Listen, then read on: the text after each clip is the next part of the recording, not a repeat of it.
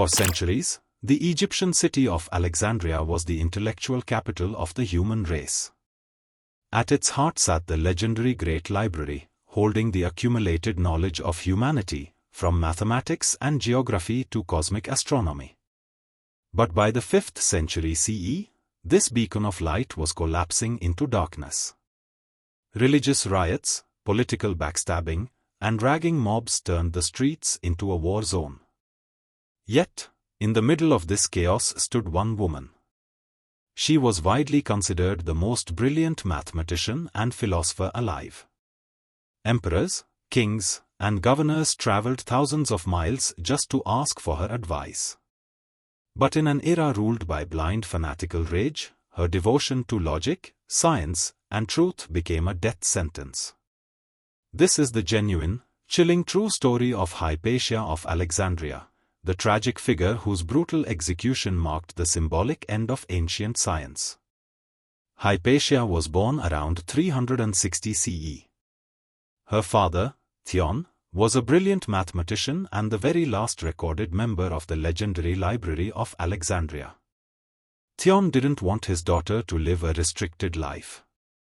He raised her as an intellectual prodigy. She mastered advanced geometry, corrected the astronomical charts of Ptolemy, and even designed intricate scientific instruments like the astrolabe, a device used by sailors to navigate the oceans by calculating the positions of the stars. By the time she was a young adult, Hypatia had completely eclipsed her father. She became the head of the prestigious Neoplatonic school in Alexandria. When she walked down the streets wearing her philosopher's cloak, crowds would gather just to hear her speak about mathematics and the mysteries of the universe. She didn't care about politics or religious divisions. She taught Christians, Jews, and pagans alike in the exact same classroom. To Hypatia, the only true religion was the pursuit of truth. But as Hypatia's fame grew, the city around her was fracturing. Rome's grip on Egypt was weakening, and a brutal power struggle exploded within Alexandria. On one side was Orestes, the Roman governor of the city.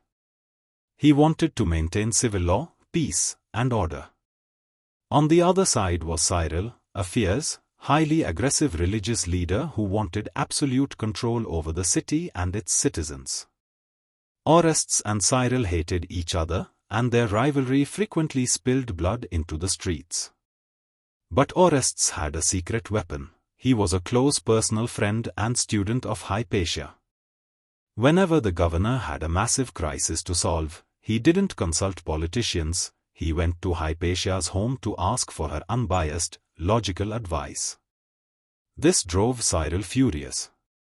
He realized that as long as Hypatia had the governor's ear, he could never fully control the city.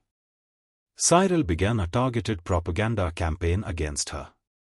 Rumors were spread through the markets that Hypatia was a dangerous witch practicing black magic, using her mathematical numbers and astronomical instruments to cast spells on the governor.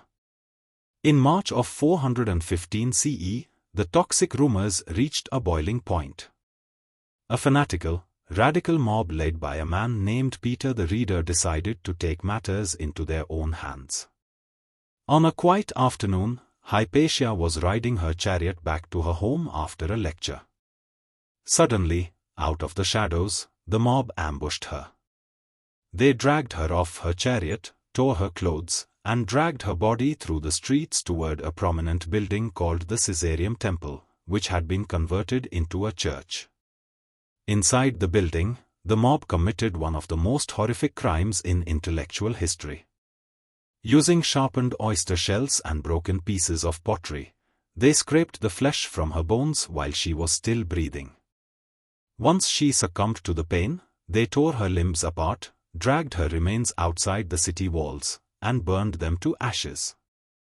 The most brilliant mind of the ancient world was extinguished in a matter of minutes by a wave of unbridled, calculated ignorance.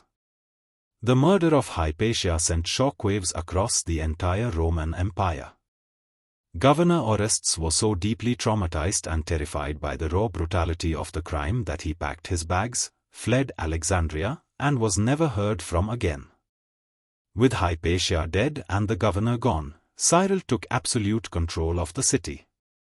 Historians look back at the year 415 CE as a massive, tragic turning point for humanity. Following Hypatia's murder, the remaining philosophers and scientists packed up their surviving scrolls and fled to Athens or deep into Asia. The spirit of open scientific inquiry in Alexandria died with her. The great halls that once echoed with mathematical debates fell silent, locked away under political control, plunging the Western world into what many consider the intellectual stagnation of the Dark Ages. Hypatia's story is a chilling reminder of what happens when fanatical emotion completely overthrows logic and reason. She died defending the right to think, to question, and to calculate. Over 1600 years later, her name stands as an eternal monument to the unyielding human pursuit of truth. If you found this tragic, hidden piece of genuine history compelling, please hit that like button, subscribe to our channel, and make sure to turn on notifications. Let me know your thoughts in the comments section below. Do you think our modern world has learned the lessons of Hypatia's sacrifice, or are we still prone to the same biases today? Let's talk about it. Thank you for watching, and I'll see you next week.